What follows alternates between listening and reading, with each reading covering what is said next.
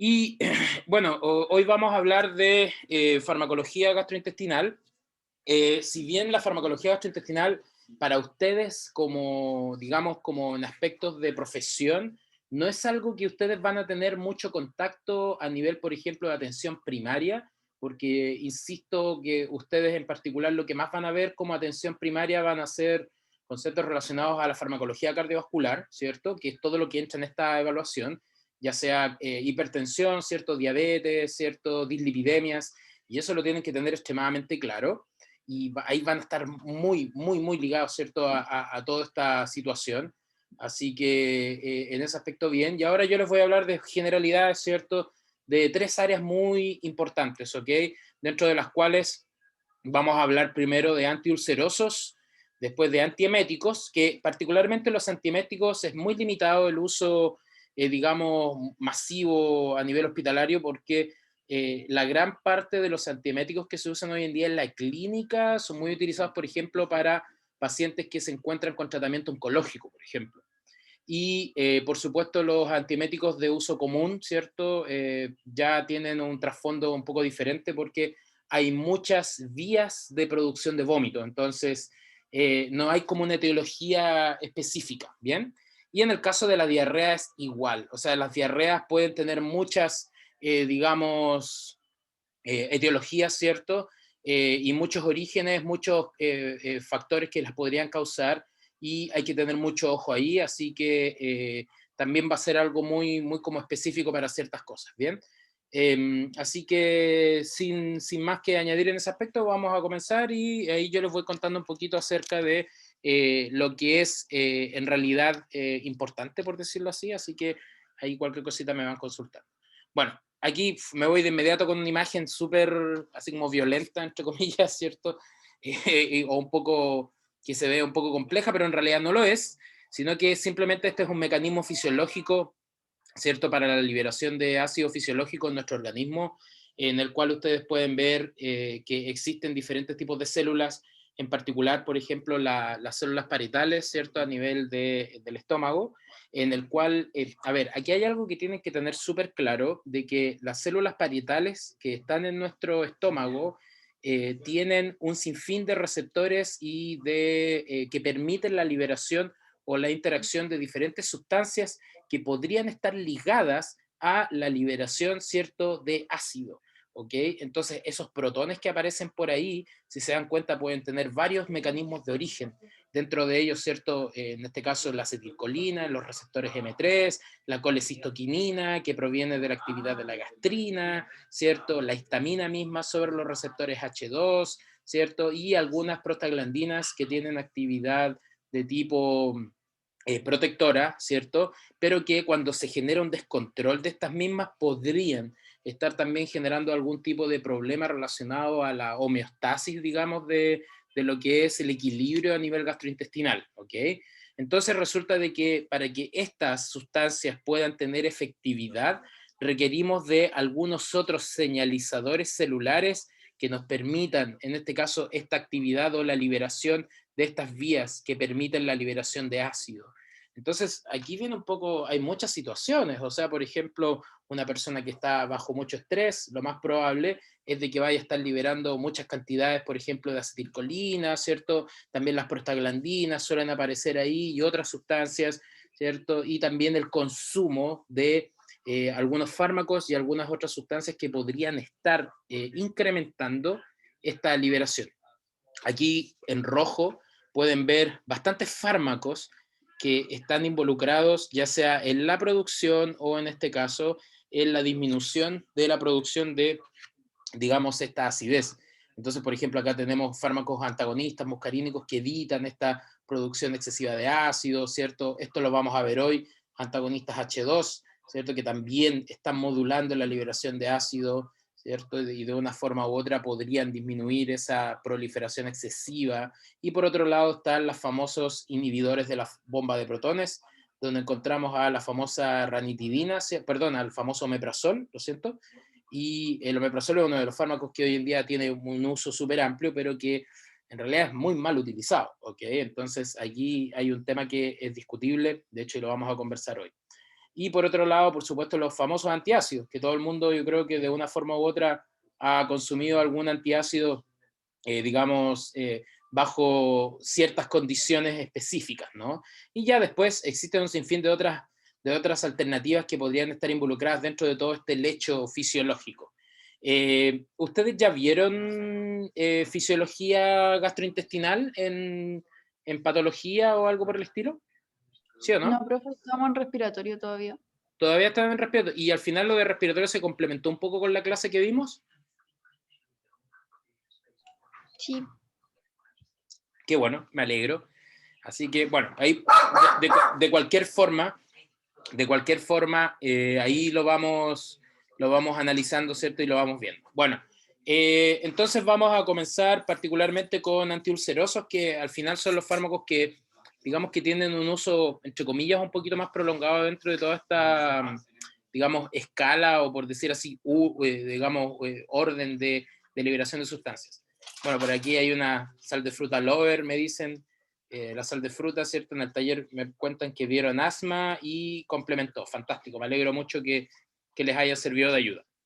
Y bueno, espero que el profesor de patología les haya explicado mucho mejor, ¿cierto? Todos los procesos que yo les conté de forma muy por encima. Así que en ese aspecto, bien, siempre se agradece el complementar información. Dicho eso, bueno, primero para partir hablando de antiulcerosos hay que tener en cuenta y conocer primero qué es lo que son las úlceras, ¿cierto? Y las úlceras son erosiones, como aparece acá, que son localizadas en las membranas de la mucosa, sobre todo al fondo del estómago y por supuesto en la porción inicial del duodeno.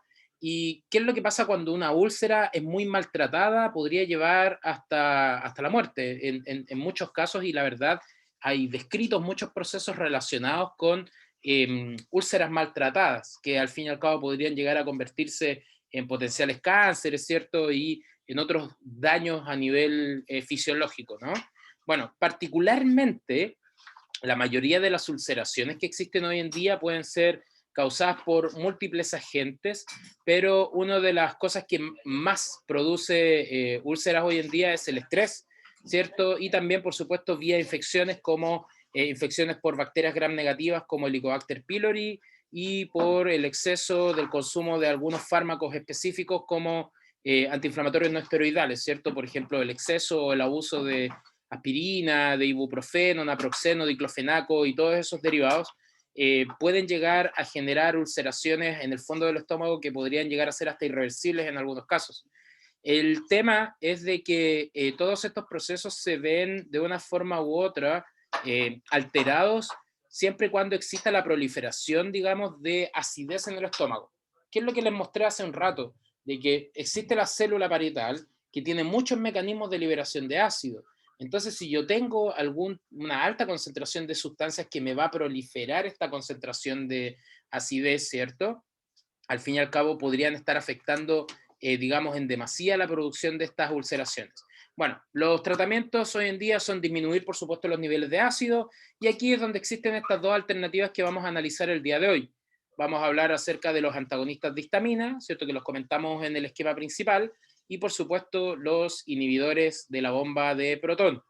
Por otro lado, también existen otras alternativas, por ejemplo, cuando algunos pacientes son, en este caso, afectados por la bacteria Helicobacter pylori, ¿cierto? En donde se puede producir una gastritis producida, ¿cierto? O una úlcera producida por, en este caso, Helicobacter pylori, la cual requiere de tratamiento antibiótico. Y para eso ya vamos a hablar un poquito de los esquemas después, en los cuales probablemente podrían estar involucrados ustedes cuando tengan algunos pacientes más adelante donde tengan que valorar ese tipo de situaciones. Aquí pongo el uso de hierbas hoy en día. Ustedes saben de que la gente tiene esta particularidad de querer usar tratamientos un poco alternativos, y bien, funcionan, la verdad, muchos de ellos, pero por supuesto nunca de forma tan complementaria como lo hacen en este caso los tratamientos farmacológicos específicos, ¿cierto? O sea, no vamos a comparar nunca el omeprazol con digamos, una hierbita de manzanilla 3 veces al día. Nunca va a tener ese mismo efecto, porque al fin y al cabo las hierbas lo que hacen es generar más complemento que, digamos, una solución directa. y van relacionados directamente con la dosificación, o sea, la cantidad de los compuestos que yo puedo encontrar en una infusión son infinitamente menores a las concentraciones que tú tienes declaradas en un fármaco específico. Entonces, no hay que perder ahí la vista gorda sobre ese aspecto, ¿bien? Bueno, esto es solamente una imagen un poco más esquemativa de este libro de farmacología en esquemas, donde pueden ver los diferentes mecanismos, fármacos en el fondo del estómago, y vamos a partir un poquito hablando acerca de los inhibidores de la bomba de protones, ¿cierto? En donde hay que tener súper claro de que si nosotros tenemos... Profe, se le está cortando un poco, o sea, se entiende la idea, pero se está cortando un poco el audio. Se me Sí, está como que cortando el no. audio. Se escucha entrecortado. Se escucha entrecortado. A ver, déjenme ver cómo lo soluciono. Denme un minuto, ¿ok? Porque quizás puede que sea problema de la conexión o algo por el estilo. Denme un minuto. Voy a poner en pausa la grabación, ¿ok? Ahí complicado. Entonces, para retomar un poquito, vamos a hablar rápidamente de los inhibidores de la bomba de protones, en donde primordial es saber de que existe, ¿cierto?, la célula parietal, en la cual vamos a tener muchos mediadores, y lo que hacen estos mediadores, ¿cierto?, es producir al fin y al cabo la liberación de ácido clorhídrico.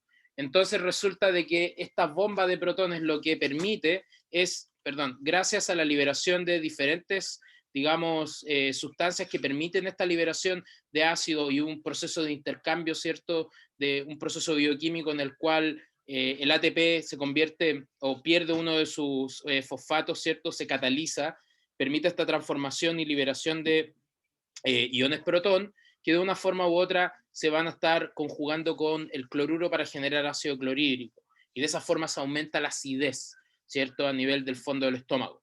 Entonces aquí está un poco explicada la fisiología de lo que es la bomba de protones, lo cual permite la liberación de este ácido, ¿cierto? Y al fin y al cabo genera un intercambio de iones que permite, por ejemplo, el abandono del potasio de la célula y la formación de este ácido clorhídrico que al fin y al cabo tiene el efecto farmacológico que nosotros estamos buscando. Bueno, aquí solamente les pongo una tabla en la cual se describen los diferentes agentes que existen hoy en día como tratamiento farmacológico para inhibir esta bomba de protones y para que la liberación de ácido a nivel del fondo del estómago no sea tan agresiva. ¿Cuál es el fármaco que más se usa hoy en día? Es el omeprazol. Como pueden ver acá, el régimen normalmente son 20 miligramos diarios, que se suelen utilizar una vez al día, ¿cierto? Y que, bueno, acá aparecen sus propiedades farmacocinéticas, y aún así aparecen otras alternativas que son utilizadas en ciertas situaciones en las cuales quizás el omeprazol está generando problemas de intolerancia, ¿cierto? Algunos efectos adversos y algunas situaciones relacionadas con, digamos, su utilidad, ¿cierto?, farmacológica. ¿Bien? Bueno, el mecanismo de acción de estos compuestos, particularmente el omeprazol, por ejemplo, lo que hacen es llegar, ¿cierto?, al fondo del estómago, y tienen que actuar en una zona específica, porque lo que hacen es inhibir la bomba en sí, o sea, inhibir todo este sistema que tiene relación directa con el movimiento, ¿cierto?, de hidrógeno, o sea, del ion, del protón, ¿cierto?, de un lado de la pared de la célula parietal a la zona exterior. Entonces, ¿qué es lo que hacen al fin y al cabo? Requieren de una activación este tipo de compuestos para poder tener un efecto farmacológico. Entonces, ¿qué es lo que pasa? Una vez que se absorben, estos llegan a la circulación y estos se van a acumular. ¿Y dónde se van a acumular? En los canalículos, como aparece ahí, secretores de ácido. ¿Ok? Entonces, esos canalículos que se encuentran en el fondo del estómago, en las células, ¿cierto?, parietales del estómago, lo que hacen al fin y al cabo es ir liberando esta enzima, ¿cierto? Y lo que hacen estas sustancias es bloquear esa enzima. Y de esa forma se reduce la liberación de ácido. Entonces, ¿qué es lo que pasa? La secreción de ácido solamente se va a reanudar una vez que se vayan sintetizando nuevas moléculas de esta bomba, de esta enzima, ¿ok? Y de ahí viene un poco la lógica de que este tipo de compuestos pueden tener efectos súper prolongados, que pueden llegar hasta 48 horas. Entonces de ahí viene un poco la idea de que a algunas personas les suelen dar tratamientos, por ejemplo, de una toma diaria, ¿cierto? Y esa toma diaria probablemente le vaya a durar más de 24 horas en algunos casos. Pero lo interesante viene acá. A pesar de que podrían estar durando tanto tiempo en la sangre, en el efecto farmacológico, tienen vidas medias muy cortitas. ¿Eso qué quiere decir? De que fácilmente pueden ser degradados, pero eso va a depender netamente del fármaco específico, ¿cierto? ¿Cuál va a ser en este caso la actividad en particular? Nosotros no nos tenemos que preocupar de eso. Ustedes saben de que el que van a ver siempre y el que siempre se va a estar utilizando va a ser omeprazol. Bueno, esto es simplemente una idea química, estructural de cómo actúan estos fármacos, solo para que tengan una idea.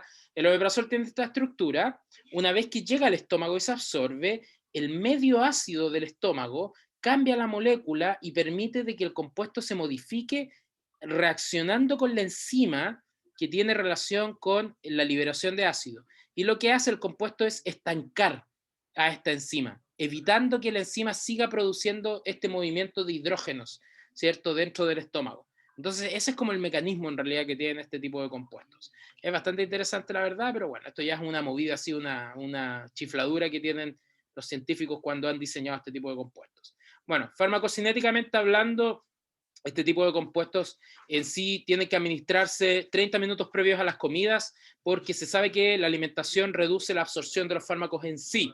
Así que siempre que ustedes tengan pacientes que estén tomando omeprazol o algún derivado, siempre recomendar administración con el estómago vacío y sin la presencia de sustancias que contengan alto contenido en algunos minerales y algunos otros alimentos. ¿Cuál es el tema también? Es de que particularmente omeprazol, ¿cierto? Y también sus otros derivados tienen un metabolismo muy extenso por estas dos isoformas del citocromo y la supresión máxima, que es muy importante saber esto, de la secreción de ácido, va a requerir de muchas dosis normalmente. Entonces de ahí viene un poquito el tema de que muchos pacientes se hacen muy dependientes de estos tratamientos. Pero acá hay algo que dejar súper claro, porque resulta de que a una persona que se le está dando una dosis diaria, ¿cierto? Como aparece ahí de 2 a 5 días, ya el organismo solito entiende que está el fármaco ahí dando vuelta y este se va a inhibir, digamos, casi en un 70% o hasta más en algunos casos. ¿Ok? Entonces, por eso es como bastante delicada la situación con respecto a la administración de este tipo de fármacos que, digamos, hoy en día ha tenido o tiene, digamos, un uso, quizá un mal uso por muchas personas que piensan que el omeprazol en particular es un antiácido y en realidad no lo es, sino que es más bien un protector gástrico, ¿ok? Bueno, les dejo una revisión que me gustaría que lo leyeran, que bueno, es bastante corta, que habla acerca de toda la farmacología del omeprazol, un fármaco bastante interesante que sería bueno que lo pudieran revisar. Bueno, con respecto a las reacciones adversas que tienen particularmente este tipo de compuestos, son muy seguros, ¿ok? Tienen poquitos efectos, pero los que pueden probablemente aparecer más están más relacionados con efectos gastrointestinales, ¿ok? Flatulencias, dolor, malestar de ese tipo, ¿cierto? Y por otro lado, uno de los efectos adversos más raros, por decir así, o complejos que existen en relación a la administración de estos fármacos es, por ejemplo, miopatías, problemas musculares, problemas también, en este caso, a las articulaciones. Y eso es algo muy común en algunos casos y sobre todo en pacientes adultos mayores. Otro tema bien complejo es de que también podrían estar interviniendo en la farmacocinética de algunos otros fármacos que son de amplio uso, como por ejemplo anticoagulantes como la warfarina y en este caso benzodiazepinas como el diazepam.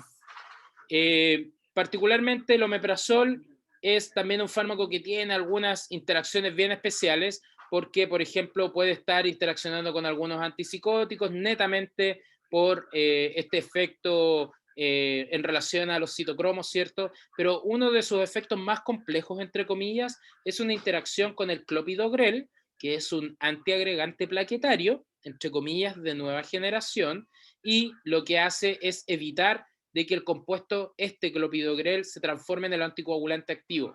Entonces eso es un problema, porque si tú tienes un paciente, y esto es algo que tienen que analizar siempre, ustedes van a tener pacientes con un listado tremendo de fármacos, y dentro de ellos van a ver que está el omeprazol, y quizás va a aparecer el clopidogrel, sobre todo en los pacientes hospitalarios, que están, por ejemplo, con el tratamiento con el taco. Entonces, Particularmente, ustedes cuando encuentren a pacientes con estas características, siempre tienen que valorar cómo se encuentra todo el perfil de coagulación, ¿cierto? Y todas las cosas que están relacionadas a lo mismo. Ahora bien, otra cosa muy importante, lo cual también relaciona el por qué el omeprazol se tiene que administrar exclusivamente alejado de algunos alimentos, es porque puede disminuir la absorción de vitaminas, no solo la B12, la B9, la B6, ¿cierto? Y la verdad que eso puede afectar un poquito el accionar del factor intrínseco a nivel del estómago. Entonces, por eso se prefiere que el omeprazol se administre solo. Y de ahí viene también de que se prefiere quizás utilizar otro tipo de compuestos relacionados, como pantoprazol, para pacientes que, por ejemplo, tienen tratamientos anticoagulantes. Entonces, si ustedes llegan a ver en algún momento de su carrera profesional algún paciente que esté con omeprazol y clopidogrel o tratamientos anticoagulantes, siempre poner mucho ojo en todo lo que son los perfiles de coagulación para saber de que el paciente está, digamos, teniendo un tratamiento, digamos, apropiado. Bien, este es simplemente un artículo que habla acerca digamos, de la seguridad que tiene el omeprazol, y aquí pone un listado de algunos efectos adversos un poco extraños que han aparecido por ahí, que por ahí algunos problemas cardíacos y cosas por el estilo, pero muy, muy, muy específicos en un grupo de estudio que se hizo en este caso, en un estudio de casos, ¿cierto? En esta revista brasileña, ¿cierto? Un grupo brasileño que lo hizo. Bueno, terapéuticamente, y aquí viene la historia, ¿para qué sirven este tipo de compuestos? Sirven específicamente para favorecer la cicatrización de úlceras, para el tratamiento de la ERGE, ¿cierto? Que es la enfermedad por reflujo gastroesofágico, la pirosis, el síndrome de Solinger-Ellison y, por supuesto, para las úlceras producidas por AINES. Y aquí, hoy en día, se le da mucho valor al esomeprazol. El esomeprazol es simplemente, digamos, una molécula un poquito más pura, específica del omeprazol, que no sufre de tantos efectos relacionados con las interacciones farmacológicas. Y por supuesto, para lo que se utilizan también es para reducir el riesgo de úlcera duodenal producida por Helicobacter pylori. ¿Ok? Pero ¿qué es lo que pasa cuando hay tratamiento para, en este caso, el tratamiento de Helicobacter pylori? Tiene que haber un esquema de antibióticos. Así que mucho ojo en ese aspecto. Bueno, aquí simplemente hay una fotografía de lo que es el esquema, según en este caso el MinSal, para el tratamiento de los pacientes con el reflujo gastroesofágico, ¿cierto? Y aquí pueden observar de que existen ya tratamientos no farmacológicos que tienen relación con la alimentación, ¿cierto? Mejorar aspectos de los estilos de vida, ¿cierto? Y cosas por el estilo. Y ya después vienen dos vías que hablan acerca de tratamientos con antagonistas de histamina, ¿cierto? Y por otro lado, estos inhibidores de la bomba de protones que se van modificando dependiendo de las características que tengan estos pacientes con respecto a si es que van a estar utilizando eh, cierto tratamiento o no. Bueno, terapéuticamente hablando, normalmente cuando se recomiendan estos inhibidores de la bomba de protones, tienen que ser por lo menos por 8 semanas, administrados de 30 a 60 minutos antes de las comidas, como les decía, iniciando las dosis diarias, en este caso antes de la primera comida del día. Y eso es súper importante para que en este caso los pueden ustedes recomendar, por ejemplo, cuando tengan que ver a sus pacientes. Normalmente cuando existen problemas ya relacionados con trastornos del sueño y otras cosas, se podrían generar cambios, ¿cierto? De la administración diaria, etcétera. Y también hay que considerar de que algunos pacientes que están requiriendo estos tratamientos en tiempos muy prolongados de tiempo, por ejemplo, hay pacientes que dicen, ¿cierto? O les han descrito ya o los han diagnosticado con tratamientos crónicos, ¿cierto? Normalmente a ellos hay que administrarles la dosis más pequeña, la dosis más baja, para que el cuerpo al fin y al cabo no genere tolerancia y de una forma u otra no genere problemas, ¿cierto? Relacionados con lo mismo.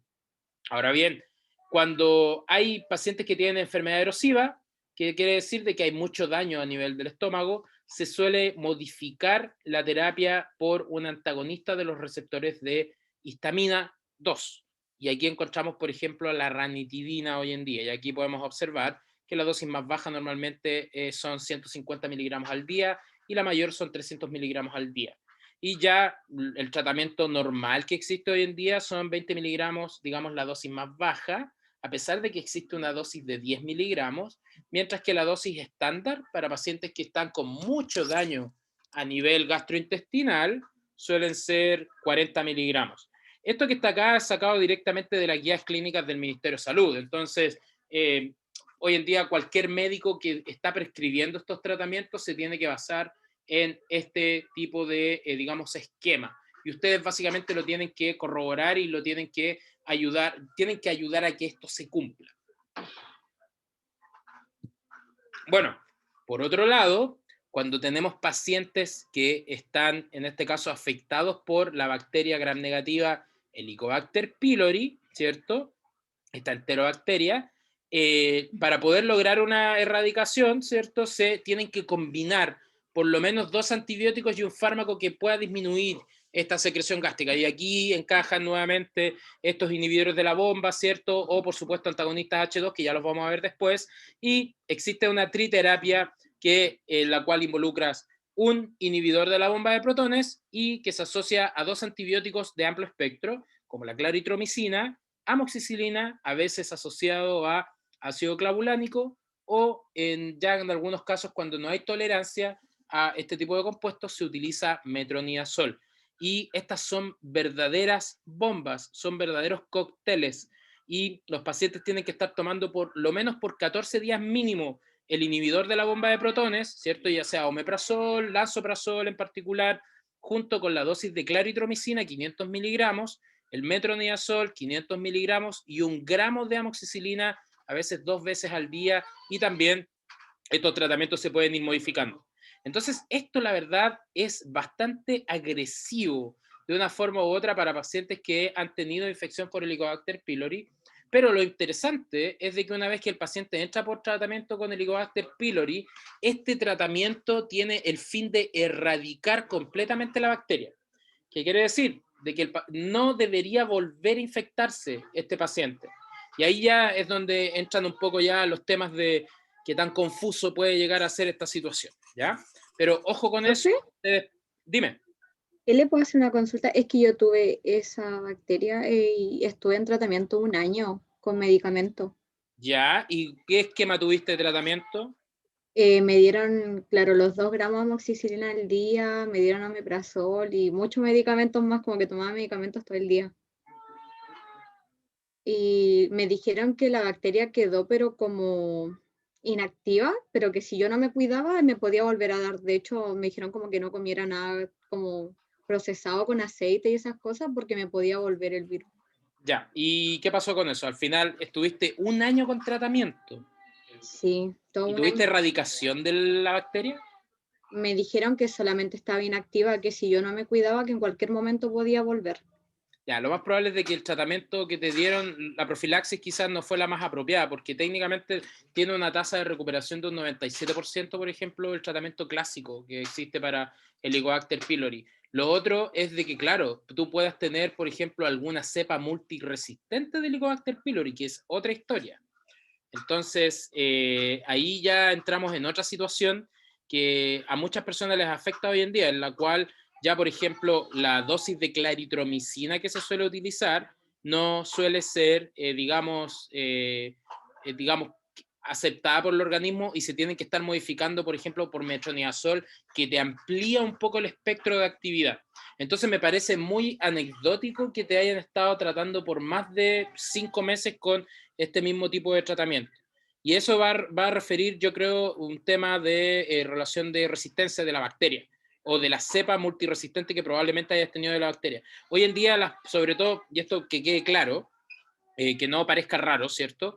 De que las enterobacterias, y esto lo vamos a conversar en antibióticos, las enterobacterias hoy en día se han apoderado prácticamente de todo el espectro de tratamiento posible habido y por haber. Entonces, por ejemplo, una persona que se pega a una bacteria tan inofensiva como diríamos, como el Escherichia coli o Escherichia coli, como le quieran llamar, puede llegar a ser hasta mortal en algunos pacientes, puede llegar a ser fatal.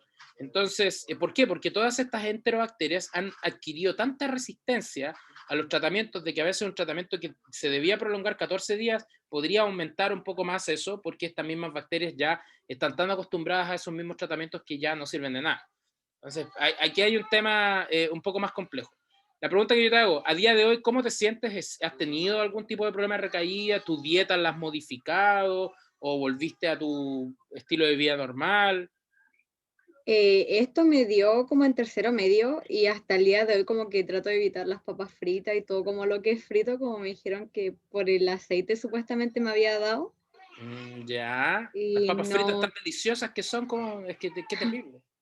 es horrible. Incluso el médico cuando yo fui, porque me hicieron demasiados exámenes y me dijo, tienes dos opciones, te tomas los medicamentos y vives o no te los tomas y te morís. A lo más probable que hayas tenido, eso sería bueno que lo averigües, porque si llegaste a tener, por ejemplo, el Helicobacter pylori, que a ver si es que te llegaron a realizar un antibiograma, ¿cierto? Y si este antibiograma te presenta resistencia, o si es que es intermedio, o si tiene sensibilidad a ciertas bacterias, o sea, ciertos antibióticos. Entonces, sabes que lo que te pasa a ti es algo muy común, pero yo creo que ahí rosa, no, a ver, esto va a quedar grabado, pero me da igual. El mal uso a veces de los tratamientos por parte de los tratantes. Entonces, aquí hay un asunto de que llegan y te meten cualquier antibiótico y te meten en las mezclas de cosas sin quizás hacerte un antibiograma cuando corresponde, como para poder saber de que efectivamente lo que tienes es el Helicobacter pylori o el tipo de Helicobacter pylori que requieres y a qué podría ser sensible. Entonces, ¿sabes? Ahí entra un poco esa complicación. Pero bueno, esto es un tema que podríamos seguir discutiendo en base a esta situación, pero para que quede claro, este tratamiento o este esquema es lo que normalmente se suele utilizar. ¿Ok? ¿Alguna otra duda al respecto? ¿No, profe? Continuamos entonces, porque nos queda bastante. Bueno, dicho lo mismo, ¿cierto? Esto que está acá aparece en la guía clínica del MinSal, para que más o menos tengas un poco la idea y tenga, por supuesto, el curso, la idea de cuáles son las combinaciones de fármacos basados en, digamos, los aspectos, ¿cierto?, farmacológicos, o digamos, la clínica. Entonces, aquí está el IBP, la claritromicina, amoxicilina, y así va modificándose hasta llegar a diferentes, digamos, aumentos de características. Y esto está descrito acá, y esto es lo que normalmente se usa al día de hoy. Ya, así que normalmente un paciente no suele tener buena respuesta con estos tratamientos, se deriva en específico al especialista, ¿cierto? El cual normalmente suele añadir otros antibióticos, ¿cierto? O suele cambiar el inhibidor de la bomba de protones por algo de tiempo más prolongado o en otras dosis en particular. Bueno, precauciones que hay que tener mucho cuidado, particularmente los inhibidores de la bomba de protones. Siempre hay que evaluar si es necesario los tratamientos a largo plazo, lo mismo que le pasaba aquí a su compañera. Usar una dosis mínima, que suelen ser 20 miligramos, y en este caso ya no es necesario consumirlos en ayunas cuando existen estos usos prolongados. ¿Ok? Bueno, precauciones, ¿cierto?, que podrían aumentar la proliferación de otras infecciones y, o por supuesto, cosas que les había comentado con relación a las articulaciones, bueno, sobre todo a los huesos, anemia por deficiencia de hierro, porque habíamos dicho que este tipo de compuestos tiene mucha relación con la absorción de estas vitaminas, ¿cierto? Y de algunos minerales, en específico el hierro más 2, ¿ok? Bueno, y otros compuestos aquí que también vamos a hablar un poquito ahora en particular de la ranitidina. Bueno, justamente vamos a comenzar a hablar de estos tipos de compuestos, en donde, bueno, los antagonistas H2 tienen una muy buena absorción después de un tiempo, ¿cierto? Y tienen una muy buena relación directa con el alimento en particular, y pueden, en este caso, tener concentraciones interesantes después de unas cuantas horas, en donde la ranitidina, que es como el fármaco en cuestión que más se utiliza hoy en día, tiene hasta una vida media de 8 horas. ¿Por qué hoy en día se sigue prefiriendo ranitidina en comparación a famotidina y semitidina? Es porque ranitidina no tiene el mismo perfil de interacciones que podrían tener estos primeros dos compuestos que fueron como los primeros obtenidos. Ahora bien, a diferencia de los inhibidores de la bomba de protones, estos tienen un transporte bastante pobre con respecto a proteínas, y por supuesto algunos de estos en realidad tienen un metabolismo, como pueden observar, bastante bajito, ¿cierto? Pero de por sí no suelen tener problemas, por ejemplo, para pacientes con problemas hepáticos. Bueno, farmacocinéticamente no quiero entrar en mucho detalle, es súper importante su absorción, que como les decía, muy buenos por vía oral, ¿cierto? Pueden muy bajamente llegan a la barrera hematoencefálica, atraviesan la placenta y la leche, pero no afectan, son categoría B, C, si no me equivoco, que se pueden administrar en pacientes embarazadas, pero de aquí el único interesante es ranitidina porque es el que más se utiliza.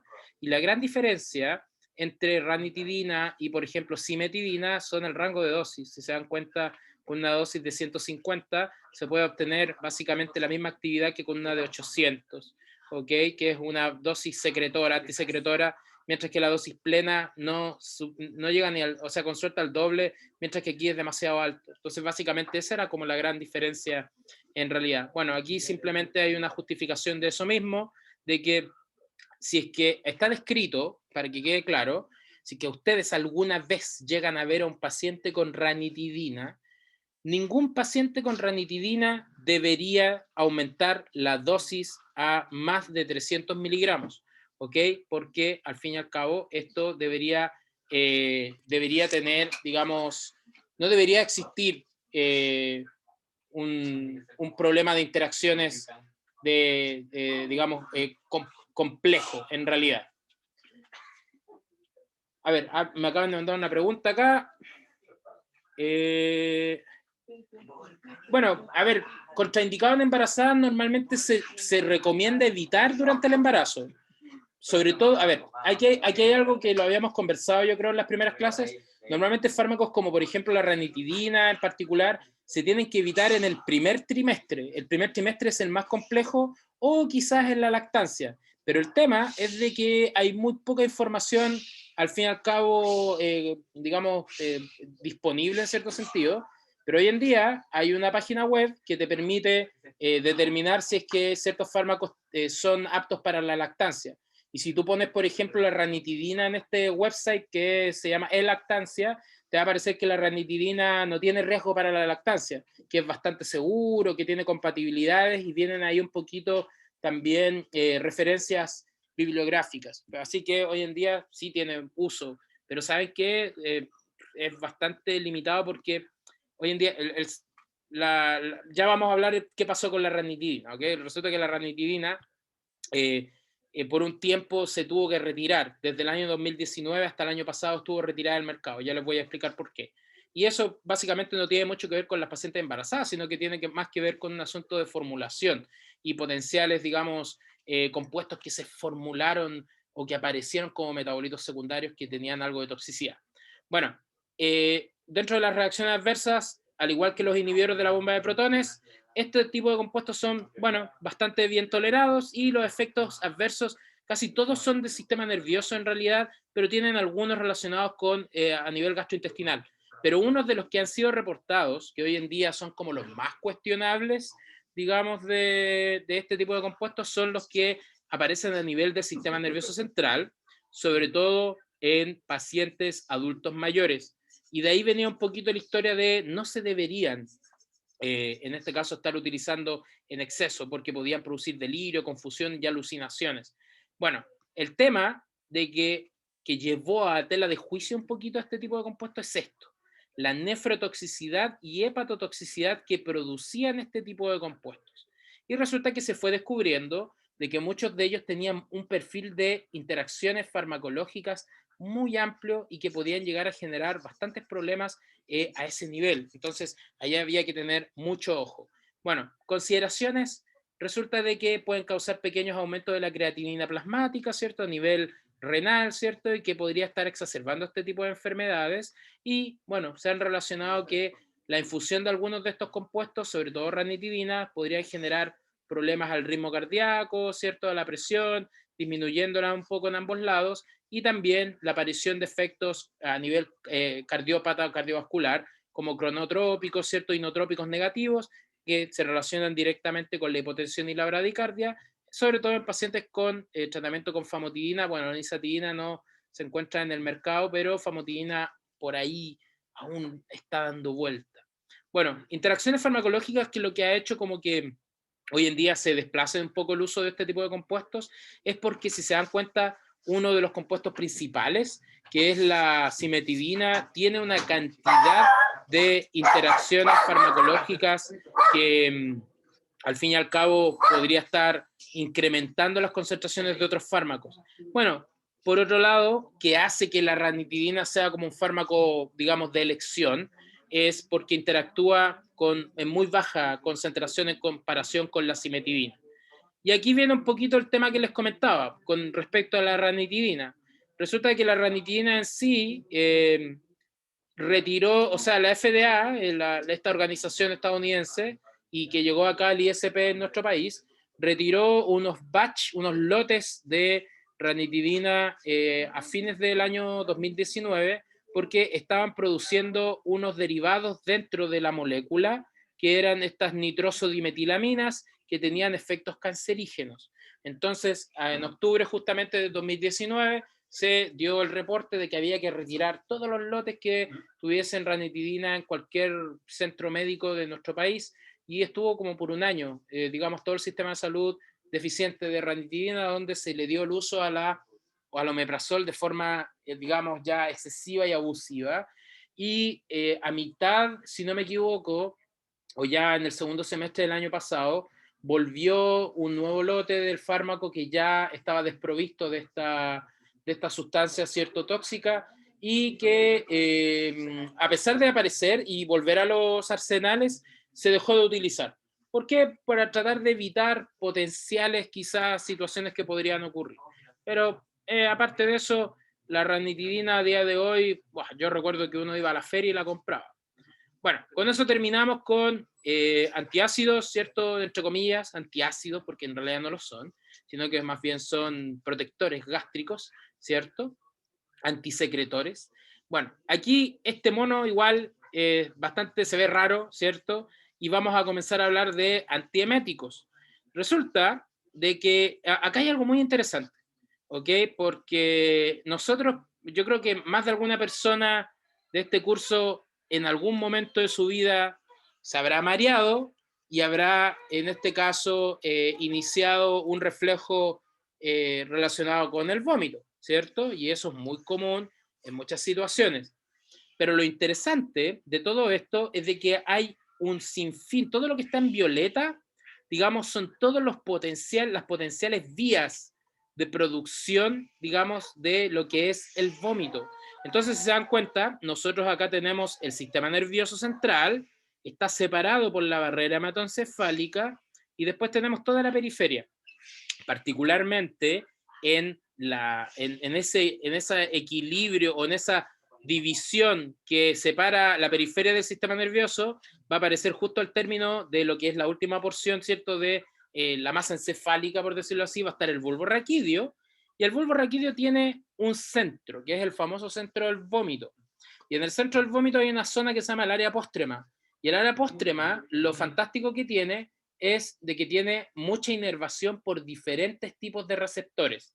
Dentro de ellos, fíjense, tenemos receptores para serotonina, para dopamina, para muscarina o acetilcolina y también para cannabinoides, ¿ok? Y por otro lado, vamos a tener el famoso núcleo del tracto solitario. Y el núcleo del tracto solitario también se relaciona directamente con la producción de lo que es vómito, ¿cierto? Pero aquí aumenta un poquito más, ¿cierto? Lo que son los tipos de receptores o sustancias que podrían estar produciendo vómito. Tenemos serotonina, dopamina, acetilcolina, histamina, tenemos el neuropéptido o la neuroquinasa 1 o la sustancia P que se le llama, y por supuesto receptores de cannabinoides. Entonces fíjense de que todo lo que está en violeta, como les decía, son todo lo que podrían estar llegando a causar vómito. Movimientos en el oído interno, ¿cierto? Claramente podían llegar a movilizar el cerebelo y eso va a dar una señal al bulbo raquídeo, vómito, ¿cierto? Algunos fármacos como los aminoglicósidos, antibióticos, ¿cierto? El uso excesivo de ellos puede afectar el oído interno y podrían estar generando lo mismo. Por otro lado, estímulos aferentes, ¿cierto? El olor, el dolor, perdón, el olfato, la vista, también podrían estar generando una sensación, en este caso de náuseas y vómitos. Por otro lado, eméticos de transmisión hemática, ¿cierto?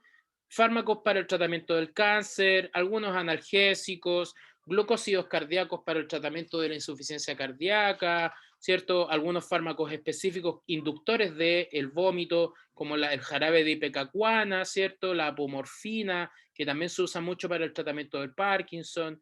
Y por otro lado tenemos, si se dan cuenta, todos estos que están acá, vía acción del sistema nervioso entérico, va a dar un tipo de actividad a nivel del núcleo del tracto solitario que va a dar al bulbo raquídeo y por supuesto generaría vómito. Por otro lado, fíjense, irritantes locales, radioterapia, los virus, las bacterias, ¿cierto? Una persona que está con una infección probablemente pueda generar algún tipo de problema de ese tipo. Las náuseas producidas en la faringe, ¿cierto? Fíjense, en los centros superiores, el temor, el miedo, ¿cierto? La anticipación a ciertas situaciones te podrían generar, ¿cierto? Ganas, ¿cierto?, de vomitar. Entonces, se dan cuenta, es toda una red de situaciones que están ocurriendo a nivel del sistema nervioso. Y eso es lo que nosotros vamos a ver ahora de cómo poder controlar.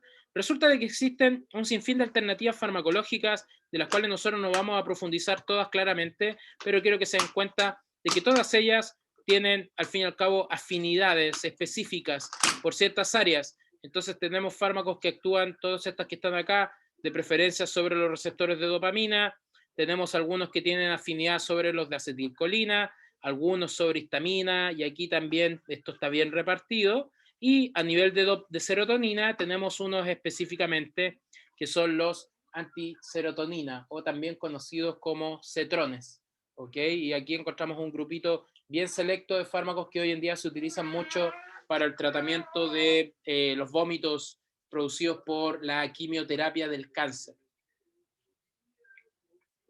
Bueno, resulta de que si nosotros nos ponemos a clasificar ahora estos compuestos, vamos a tener, por ejemplo, antagonistas del receptor 5-HT3, como el ondansetron, que si se dan cuenta, para lo que se usa específicamente es para el tratamiento del vómito producido por anticancerígenos. Tenemos antagonistas del receptor de dopamina a nivel central, como la metoclopramida, que probablemente alguien lo haya utilizado, que también sirve para lo mismo, pero para también evitar, digamos, vómitos producidos por otros estímulos. Tenemos, por ejemplo, antialérgicos, ¿cierto? Como antagonistas de los receptores H1, como la ciclicina, que normalmente sirve para la cinetosis, esos mareos. Por ejemplo, la iosina o la escopolamina, que también tiene esa misma actividad. Por ejemplo, tenemos fármacos que antagonizan los receptores de la NK1, que les decía, la neurocinina o neuroquinina, como el aprepitant, y el aprepitant hoy en día se usa específicamente para el tratamiento de los vómitos producidos por los tratamientos citotóxicos. Y de hecho, aprepitant hoy en día solamente se usa asociado a 2 fármacos más y a nada más. Y por otro lado, aparecen algunos compuestos bien interesantes que hoy en día son alternativas, digamos, noveles, cuando quizás los tratamientos que ustedes ya conocen anteriormente no son muy efectivos. Entonces encontramos, por ejemplo, dronabinol, que proviene de una modificación estructural, si no me equivoco, del CBD, sí, de un hidroxilado del THC, y lo que hace, bueno, de por sí tiene una estructura más similar a otro compuesto, pero también puede generar inhibición del vómito. Y de ahí viene también hoy en día toda la justificación de la utilización de derivados de cannabinoides. Muchos dirán, fumarse un pito aquí, acá, no tiene mucho sentido con eso, porque resulta de que hoy en día existe un fenómeno que, al contrario, por fumar mucha marihuana produce más vómito de lo que te lo inhibe. Entonces ahí hay como una piedra de un arma de doble filo. Bueno, vamos a hablar de forma específica de los cetrones, porque son los fármacos que más interés tienen en específico. Bueno, estos tipos de compuestos actúan sobre los receptores de serotonina, que resulta que están distribuidos por muchas partes del cuerpo, ¿ok? Y que tienen relación directa con, ¿cierto?, con este túbulo, ¿cierto?, a nivel del núcleo, que se encuentra en la zona póstrema, ¿cierto?, que lo habíamos comentado hace un poquito. Resulta de que la serotonina se libera, ¿cierto?, por las células a nivel del sistema gastroentérico, y de una forma u otra, a través de las fibras vagales, llega a lo que es el bulbo raquídeo y genera el reflejo del vómito. Entonces, hoy en día, por ejemplo, estos tipos de compuestos se han demostrado que tienen mucha actividad y se ha valorado un poco eso basado en esta lógica de la utilización de fármacos antitumorales. Por eso aparece que aquí, que en condiciones experimentales se ha demostrado que la vagotomía evita el vómito provocado por el cisplatino, lo que quiere decir de que los receptores 5-HT3 realmente están involucrados en la producción de vómito. Bueno, sin embargo, las máximas concentraciones, en este caso de los receptores, se encuentran en este túbulo nuclear, ¿cierto? Que se encuentra como un canalículo a nivel del bulbo raquídeo y, por supuesto, en la zona quimiorreceptor gatillo, ¿ok? ¿Qué pasó? Profe, se le está cortando un poco, pero se entiende la idea. Sí, a ver, paro un segundito. A ver si vuelvo a la vida o no. Que puede ser que se me esté cortando, puede ser que se me esté yendo la batería de lo que estaba utilizando. A ver, que estoy con unos audífonos acá. ¿Se escucha ahora? ¿Se escucha bien? ¿O sigue cortada esta cosa? Es que a ratos nomás, profe, pero sí se entendió todo. Ahora sí se escucha, ¿no? Sí, bien. Ya, pulento. Vamos a seguir entonces. Bueno, entonces la zona quimiorreceptor gatillo es la que activa, ¿cierto? Es la que produce vómito. O sea, al fin y al cabo, una persona se estimula en esa zona y es donde se va a llegar a producir el reflejo del vómito. Hay unos videos en YouTube que creo que ya no existen, o si ustedes los buscan, por ejemplo, ponen jarabe de ipecacuana, el reto del jarabe de ipecacuana, y hay personas que se toman un jarabe que tiene ipecacuana, que es una sustancia que produce vómito, y lo que hace este jarabe es activar la zona quimiorreceptor gatillo y básicamente funciona como un desintoxicante. Entonces, ahí van a haber un montón de tonterías relacionadas con eso, pero que funciona con el fin máximo de activar esta zona a nivel del bulbo raquídeo. Bueno, farmacocinéticamente, estos compuestos, ¿cierto? Los cetrones, tienen una farmacocinética muy, muy, muy beneficiosa, lo que puede permitir que se puedan administrar una vez al día, lo cual es súper bueno. Tienen muy buena absorción y, bueno, tienen metabolitos, ¿cierto? Relacionados con un montón, bueno, por lo menos con 3, ¿cierto? Citocromos específicos y, bueno, se prefieren realizar ajustes, pero en ancianos no se recomienda por su reducida eliminación, que quiere decir de que el fármaco va a estar dando vueltas de forma, digamos, por mucho más tiempo en el cuerpo de un adulto mayor. Bueno, mientras que otros compuestos pasan por metabolismo, al final el ondansetrón es el que más ustedes probablemente vayan a ver.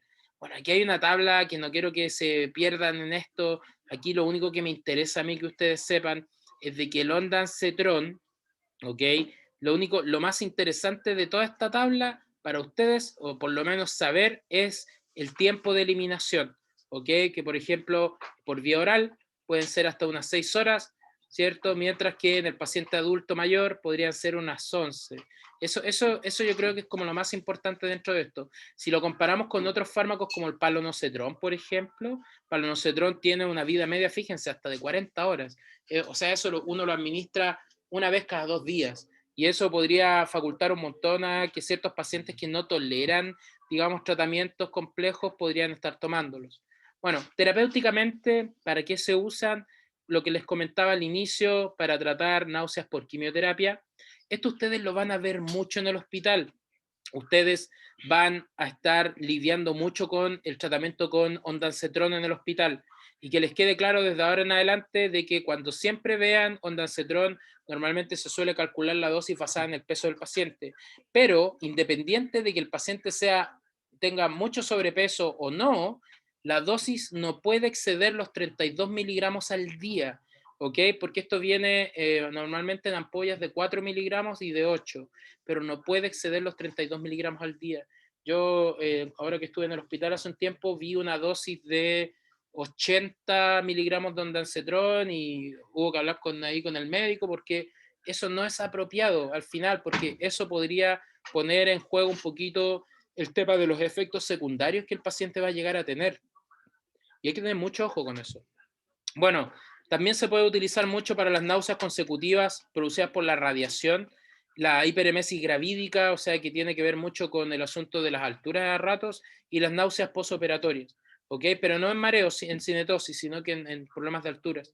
Bueno, vienen en diferentes formas, se administra mucho por vía oral, y como les decía, también se pueden administrar por otras vías, intramuscular, por la vía oral generalmente, y bueno, sus efectos adversos que se han demostrado y que se han demostrado en la literatura, en específico, en específico tienen relación directa con lo que aparece acá con aspectos electrocardiográficos. Aquí se me fue un poquito el tema, o sea, quedó mal escrito, pero se ha descrito de que, por ejemplo, bueno, se describía de que podría tener algún tipo de efecto directo sobre el prolongamiento del segmento QT del electrocardiograma en pacientes pediátricos.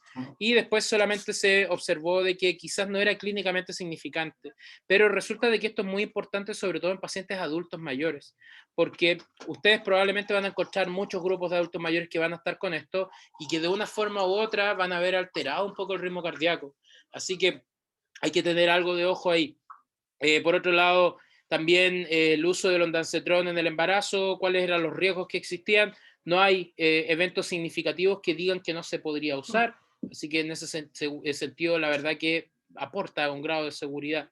Bueno, por otro lado tenemos otros compuestos como estos antagonistas de la dopamina, en donde encontramos específicamente a la metoclopramida. Y la metoclopramida, en comparación con los anteriores, aparte de ser un fármaco que actúa sobre los receptores 5-HT3, como los anteriores, también antagoniza los receptores D2. Y esto es un problema, ¿ok? ¿Por qué? Porque si bien actúa sobre la zona quimiorreceptor gatillo y tiene actividad sobre en este caso los receptores 5-HT4 también a nivel del sistema nervioso entérico, el simple hecho de que un fármaco actúe antagonizando los receptores D2 te representa inmediatamente un sinfín de potenciales efectos adversos que tú no quieres ver, ¿ok? Y eso ya lo vamos a conversar acá. Resulta de que este es un compuesto antiemético que lo que hace de por sí también es tener una actividad procinética. El efecto procinético es, por ejemplo, cuando una persona no tiene muy buena movilidad gastrointestinal, o sea, tiene, digamos, acumulación de heces en parte del tracto gastrointestinal. Entonces se dan estos medicamentos, lo que favorece la eliminación o el movimiento de estas heces para que estas puedan ser evacuadas, ¿no? Entonces resulta de que a partir de esto se fueron obteniendo otros compuestos y la metoclopramida es un neuroléptico con actividad antiemética que se ha utilizado por muchos años y en nuestro país se usa para el reflujo gastroesofágico en etapas como no tan severas, pero también para vómitos, estasis gástrica, ¿cierto? Y otras indicaciones. Bueno, el mecanismo de acción, no quiero entrar en detalle, pero involucra a los receptores 5-HT3, que lo conversamos con los cetrones, pero que en particular actúa sobre la zona quimiorreceptor gatillo, en esta zona póstrema, ¿cierto? Esta zona tubular, ¿cierto? Que tiene mucha inervación de receptores D2, de receptores de dopamina.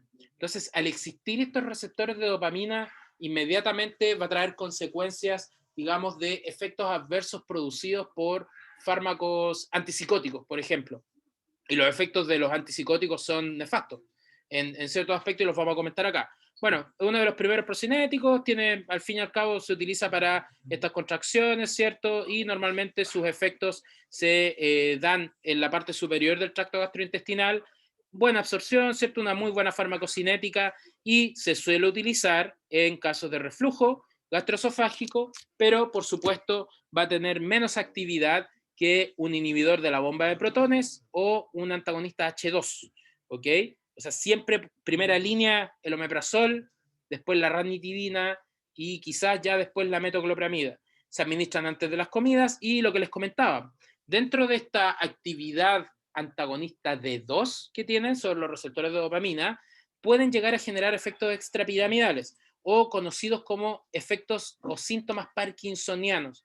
Entonces una persona que toma mucha metoclopramida probablemente va a terminar con problemas de temblores, problemas con muchos temblores, pérdida del control de sus movimientos musculares. Y eso la verdad puede llegar a ser bastante complejo, sobre todo en pacientes adultos mayores. Bueno, por otro lado, al actuar sobre receptores D2, también puede producir bloqueo, ¿cierto? Claramente porque bloquear los receptores D2 puede generar el fenómeno de galactorrea, ¿cierto? Sobre esta liberación de prolactina, que es básicamente conocida como hiperprolactinemia. Pero un fármaco en particular que sí genera más esto es la domperidona, que hoy en día ocasionalmente se usa más en pacientes pediátricos. ¿Ok?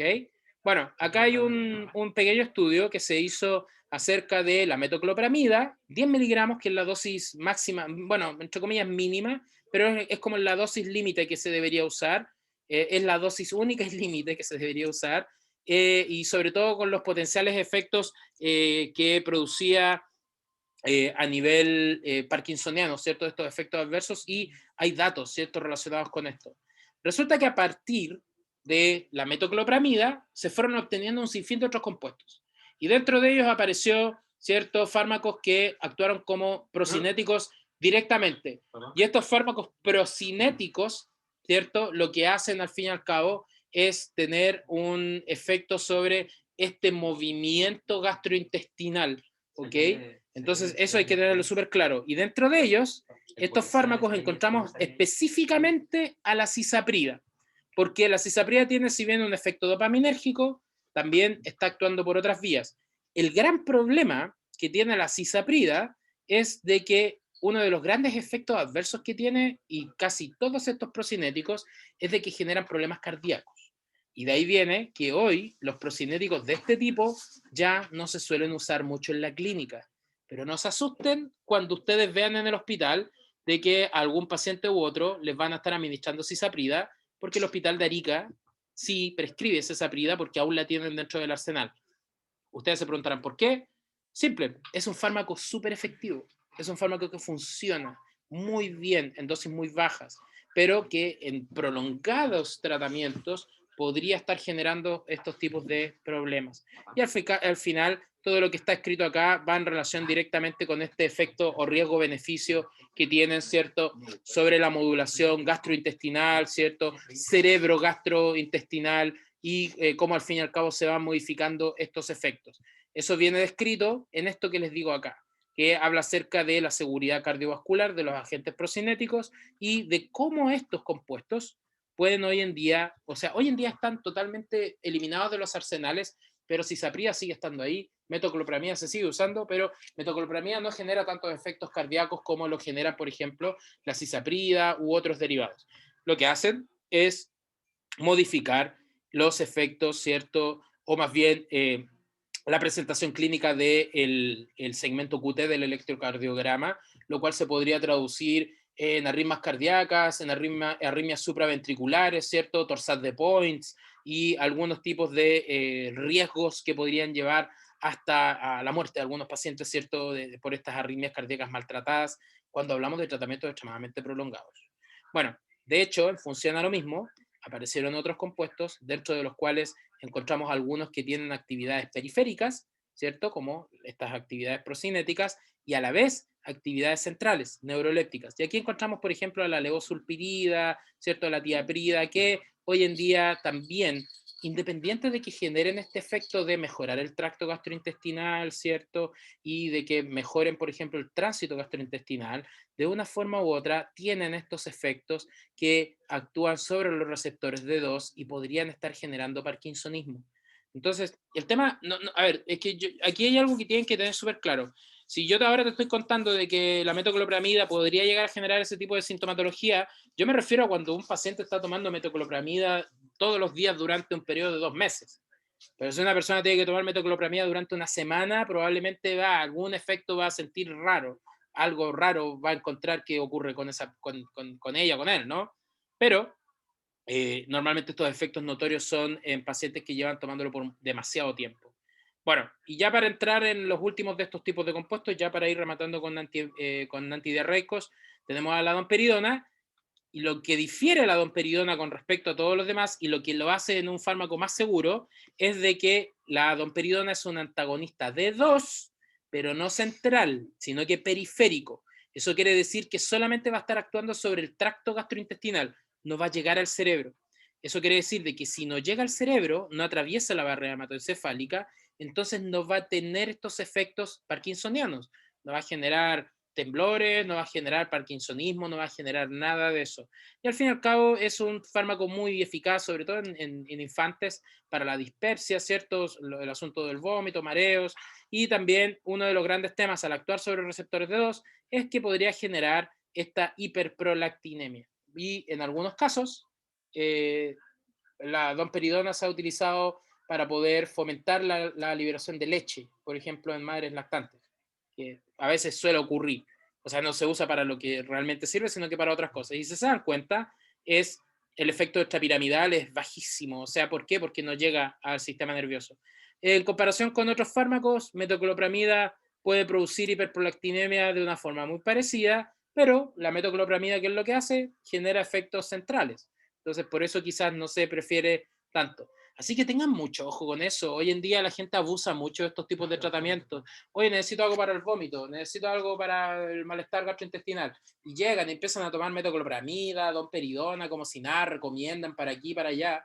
Y al final terminan siendo afectados por unos efectos adversos que no deberían ni existir para esas personas. Y eso es algo súper común y lamentablemente la poca información lleva a esa producción de situaciones.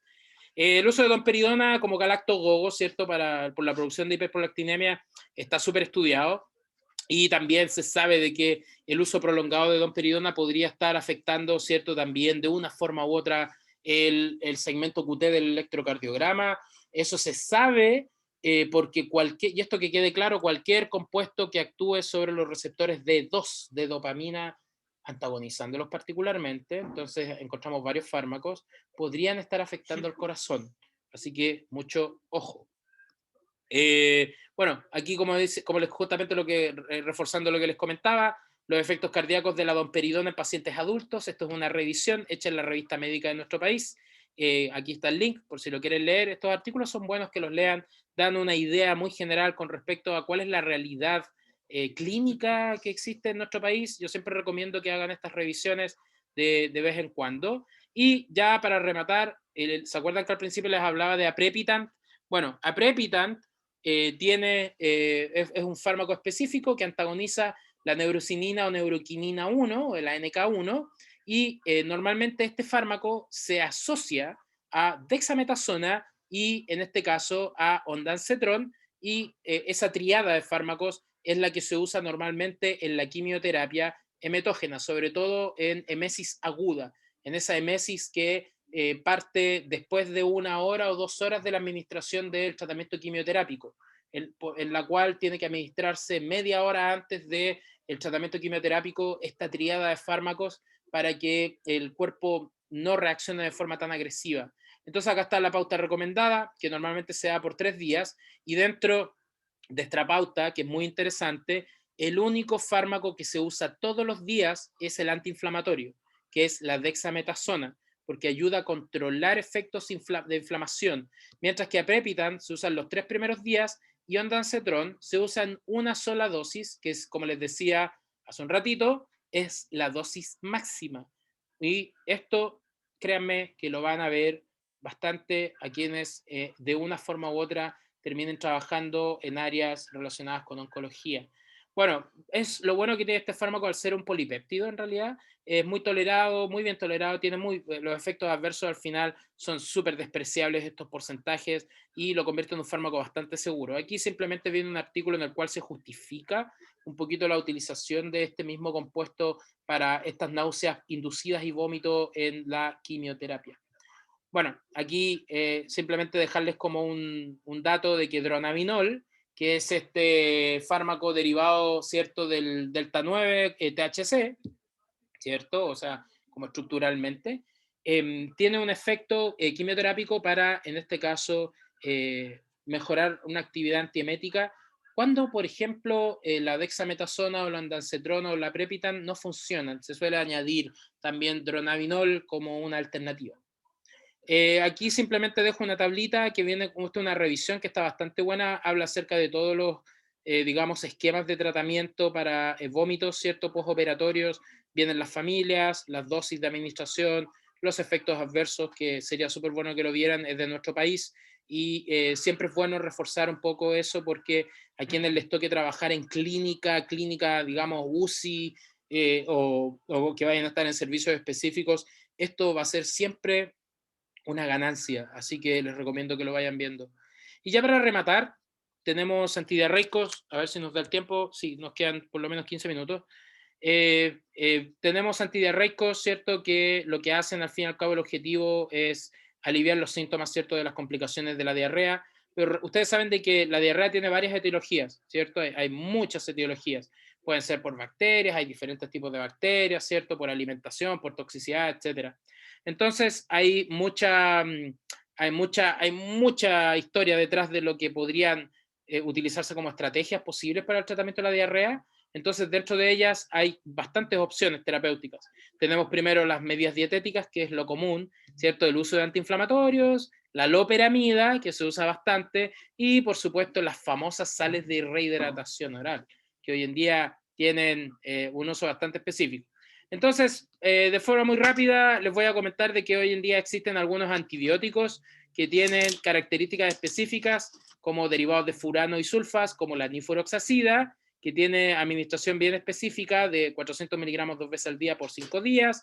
Por otro lado está la furazolidona, que normalmente se utiliza en poblaciones pediátricas, en adultos ya no se usa tanto, y los resultados de estos, la verdad que suelen ser comparables con los de algunos antibióticos que se suelen utilizar cuando las bacterias que están produciendo la diarrea llegan a ser más complejas. O sea, quizás más allá de Escherichia coli o Escherichia coli, porque existen, ustedes saben, existen 6 tipos diferentes de Escherichia coli.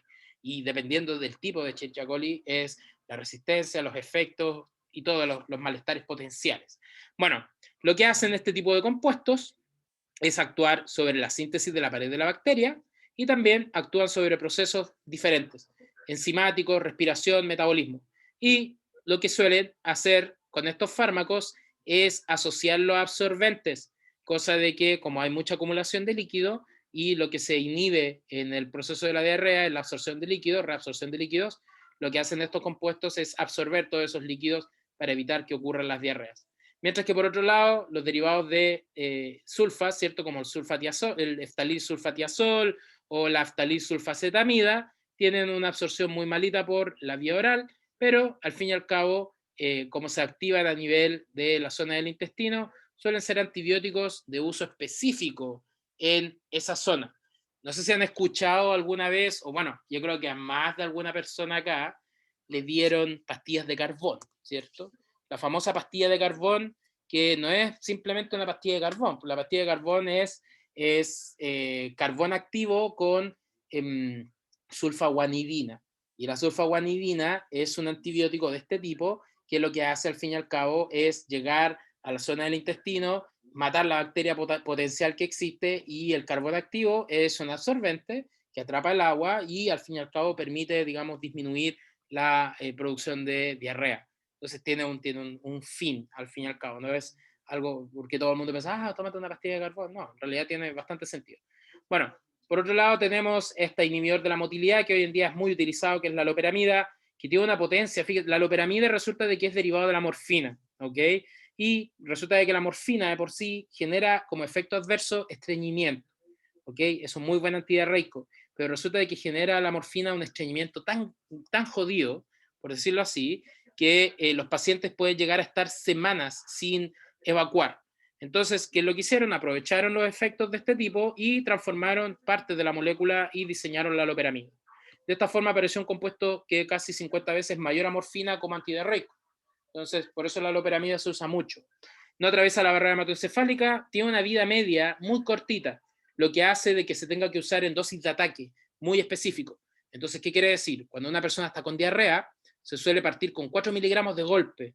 Entonces, después, cuando una persona vuelve a tener una evacuación, se tienen que tomar 2 miligramos, otra evacuación, 2 miligramos, hasta poder llegar a 16 miligramos al día, que pareciera mucho, pero en realidad es súper efectivo.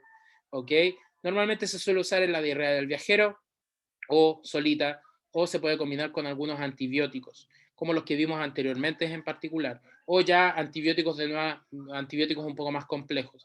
El mecanismo, bueno, es porque resulta de que tiene alguna actividad específica sobre algunas formas de la toxina de la Escherichia coli, porque la E. coli, como les decía, hay varias. Entonces resulta que el mecanismo es bastante complejo, que podría ayudar a contrarrestar el aumento de AMP cíclico que genera digamos, el efecto, digamos, tóxico que pueden llegar a producir estas bacterias a nivel gastrointestinal, lo que puede producir esta inhibición de la reabsorción de agua, para que el agua se elimine, y al final genere estos problemas, ¿cierto? Simplemente este es un modelo, una imagen en donde estaría actuando loperamida, ¿cierto? Y algunos otros fármacos específicos. Bueno, resulta de que no todo es seguro. La loperamida se sabe de que de una forma u otra podría estar generando algún tipo de problema cardiovascular cuando se utiliza en dosis extremadamente altas. Y eso normalmente va en relación a algo que hemos comentado anteriormente, sobre todo con ondansetron y también con la loperamida, o sea, perdón, con la metoclopramida y también por ahí indirectamente con la domperidona, que es la prolongación del intervalo QT del electrocardiograma. Me preguntarán, pero profe, si no tiene nada que ver con el receptor D2. Sí, no tiene mucho que ver con el receptor D2, pero de por sí el mecanismo, como actúa a base de las vías de lo que es la actividad de la morfina o ese mecanismo, podría tener alguna relación directa o indirecta sobre la modificación de otros parámetros que podrían estar involucrados en la modificación del electrocardiograma. Así que también mucho ojo con el uso excesivo de la loperamida.